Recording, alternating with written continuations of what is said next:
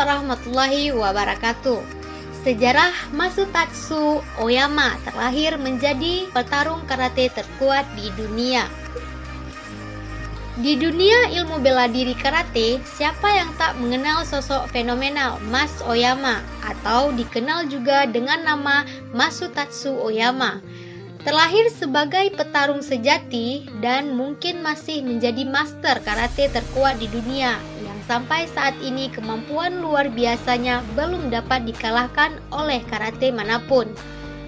Hanya dengan tangan kosong, ia pernah mengalahkan 52 banteng, 3 diantaranya tewas terbunuh hanya dengan 1 pukulan saja. Dan pada ujian terakhir kekalahan fisik Komite 100 di perguruan karate Kyokoshi yang didirikan oleh Mas Oyama menunjukkan prestasi hebatnya. Ia mampu mengalahkan 100 orang muridnya dalam pertarungan singit yang berlangsung selama 3 hari berturut-turut. Sepeninggal almarhum Geren Master Sonai Masutatsu Oyama, perguruan Kyokoshi yang menjadi kiblat dojo karate di seluruh dunia masih mewariskan tradisi uji ketahanan fisik mengerikan sampai sekarang.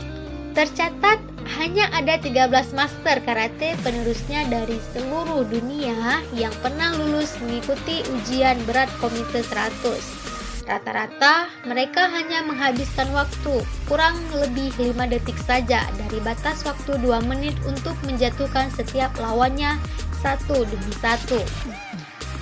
Lahir pada tanggal 12 Juli tahun 1923 di Korea Selatan, nama asli sebenarnya Mas Oyama adalah Young Lee. Namun, ketika masih remaja, ia pergi bermigrasi ke negeri Jepang. Ia mengganti namanya menjadi Oyama yang memiliki arti sebagai Gunung Agung.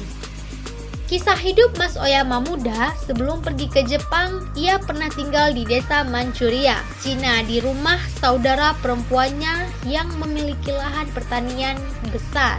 Di tempat inilah cikal bakal jiwanya petarung Mas Oyama mulai muncul.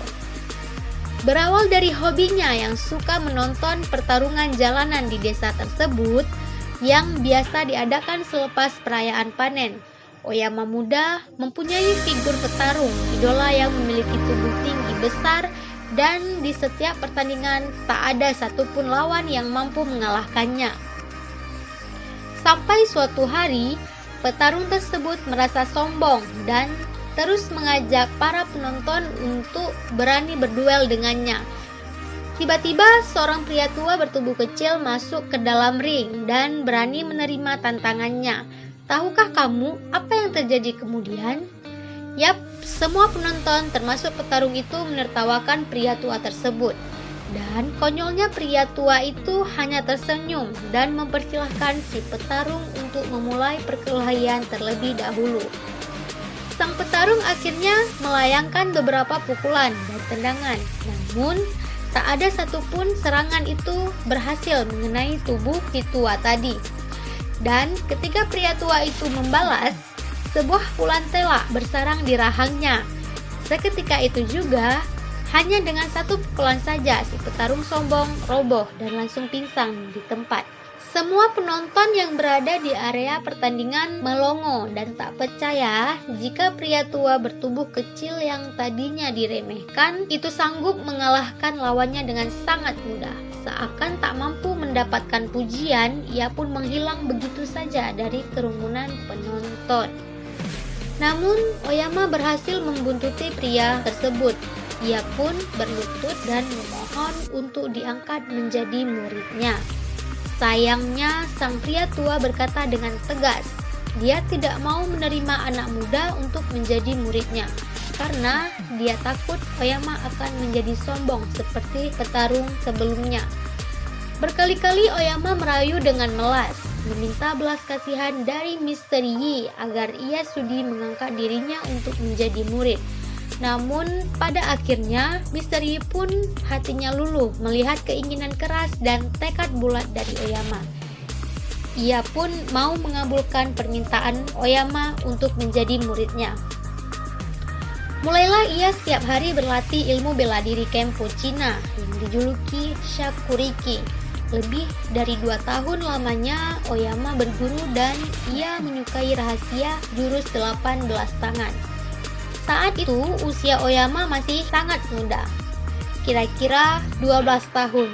Kemudian di umur 13 tahun, Mas Oyama mulai mempelajari Taiken, seni bela diri campuran kungfu, jiu-jitsu, dan kempo khas Korea. Lebih dari 3 tahun lamanya ia mempelajari bela diri Taiken, hingga akhirnya ia pergi ke Jepang. Lagi-lagi hanya untuk belajar bela diri, judo, dan tinju. Dan saat berada di Jepang itu juga Mas Oyama tertarik untuk belajar di sekolah teknik penerbangan. Singkat cerita, Mas Oyama akhirnya ikut bergabung dalam Okinawa Karate asuhan dari Master Gishin Funakoshi.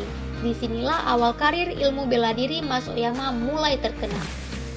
Hanya dalam waktu kurang dari 4 tahun, ia berhasil mencapai sabuk hitam dan 4 di usianya yang masih 20 tahun. Beberapa tahun kemudian, saat terjadinya Perang Dunia Kedua, Oyama masuk militer Botokukai Kekaisaran Jepang. Tapi konyolnya, sebelum ia lulus sekolah militer, Jepang sudah mengalami kekalahan. Hal ini membuat ia marah dan memilih untuk keluar dari sekolah militer. Sejak peristiwa kekalahan Jepang, kepribadian Mas Oyama berubah menjadi 180 derajat. Ia mudah marah dan sering terlibat perkelahian di jalanan Tokyo. Cap petarung jalanan paling ditakuti pun melekat pada dirinya. Sampai akhirnya ia menjadi buronan dan sering keluar masuk penjara Amerika Serikat yang masih menduduki Jepang.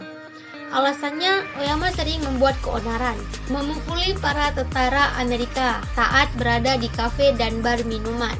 Singkat cerita, di tahun 1947 setelah Oyama selesai berguru pada Master Sonishu, seorang ahli Goju Karate yang merupakan murid langsung dari Kochu Miyagi, sang pendiri Goju Karate. Mas Oyama memiliki tekad untuk menjadi seorang karateka terkuat di Jepang. Ia pun akhirnya berhasil memenangkan kejuaraan karate bergengsi di Jepang. Tak puas dengan kemampuan karatenya, setiap hari Mas Oyama mulai berlatih keras, seolah-olah hidupnya dihabiskan hanya untuk belajar ilmu bela diri karate saja. Lebih dari 12 jam lamanya ia berlatih tanpa istirahat. Dari bermeditasi, meninju pohon, melompati ranting-ranting, serta memecahkan batu sungai hanya dengan tangan kosong. Sampai akhirnya ia punya ide yang terbilang nekat karena bisa mengancam keselamatan nyawanya sendiri, yakni mengajak duel seekor banteng. Memang di awal-awal ia menguji nyalinya. Ia tidak langsung melawan banteng, melainkan seekor sapi yang dijadikan kelinci percobaannya. Ia pertama kali mencoba di sebuah peternakan sapi milik tetangganya. Saat bertarung, bukannya sapi yang mati, ia malah mengamuk, mencederai Oyama dan membuat keonaran lahan peternakan. Hingga akhirnya, Mas Oyama mulai berlatih lebih keras lagi selama berbulan-bulan. Dan pada akhirnya ia berhasil membunuh sapi hanya dengan 1 kali pukulan. Kemudian ia pun mulai nekat untuk berani bertarung dengan banteng. Diketahui lebih dari 52 banteng berhasil dikalahkannya. 3 di antaranya tewas terbunuh dalam keadaan kepala remuk dan patah tanduk, dan semuanya dilakukan hanya dengan menggunakan tangan kosong saja. Kemudian ia pun mulai nekat untuk berani bertarung dengan banteng. Diketahui lebih dari 52 banteng berhasil dikalahkannya. Di antaranya tewas terbunuh dalam keadaan kepala remuk dan patah tanduk, dan semuanya dilakukan hanya dengan menggunakan tangan kosong saja. Sejak itulah nama Mas Oyama semakin tersohor dan dikenal orang sebagai master karate terkuat di dunia. Namun, di balik ketangguhannya sebagai petarung sejati, masih ada sisi kelembutan yang dimilikinya.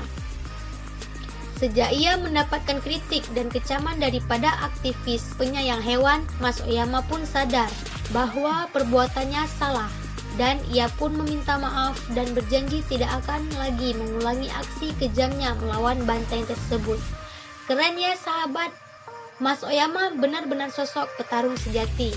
mau menerima kritikan dari orang lain tanpa sedikit pun merasa malu untuk mengakui kekeliruannya.